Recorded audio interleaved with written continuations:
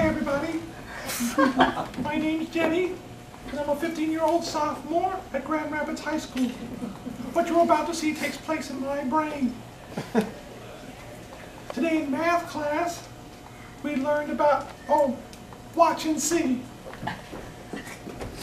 What a glorious day it is to frolic through the frontal lobe. Oh, look! I see some fresh clover we can feast on.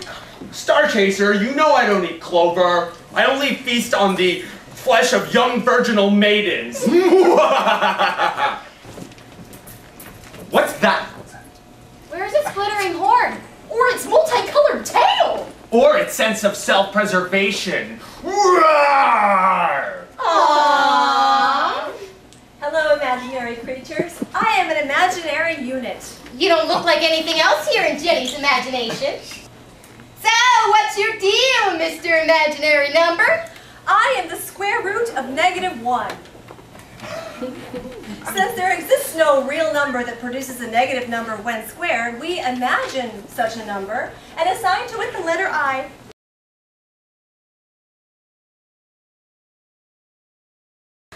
Melanie, now that we're resting, as it were, I was wondering if I might have a word. A word? Why, we've just been having words, haven't we, my love? Certainly. Certainly. I guess I was really suggesting a change in subject. Well, then you shall have it, Ferguson. Very well.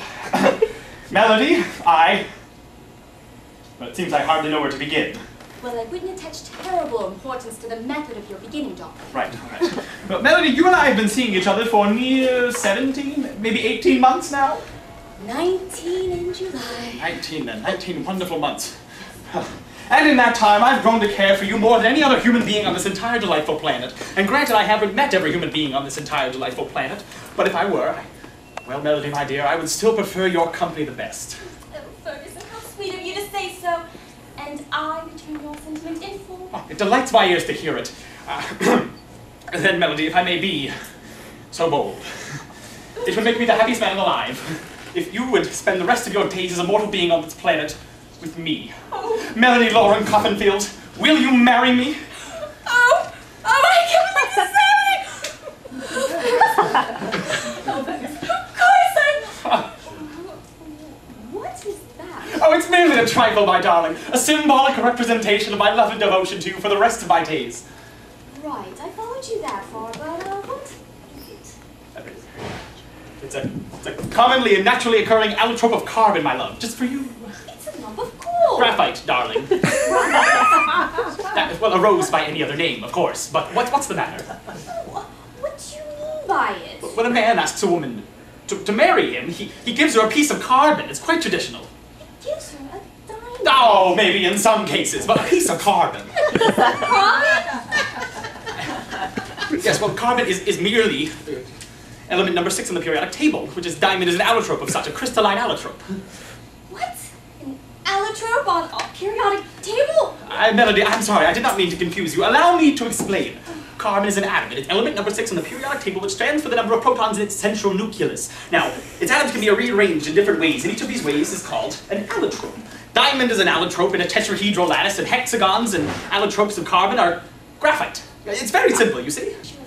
Patience, my dove. You see, these atoms, they are bound up in the things we use every day. You put a bunch of carbon atoms together, and the things they create are very, very different. Diamond is just carbon atoms in a tetrahedral lattice. See, I brought a trusty diagram.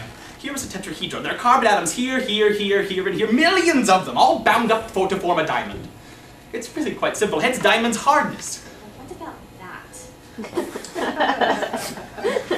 Graphite is just those same carbon atoms arranged in hexagons. Instead, by studying this microscopic structure, we can understand the whole lovely thing.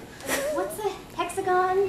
It's a shape with 6 sides. The sides are the same length and the angles are the same. It's a 2-dimensional figure, whereas a tetrahedron is a 3-dimensional figure. Oh, what will the girls at the racket club think if they saw me parading around with that thing? Oh, diamonds glitter. They're sparkly. You're supposed to give me something that's glittery and sparkly.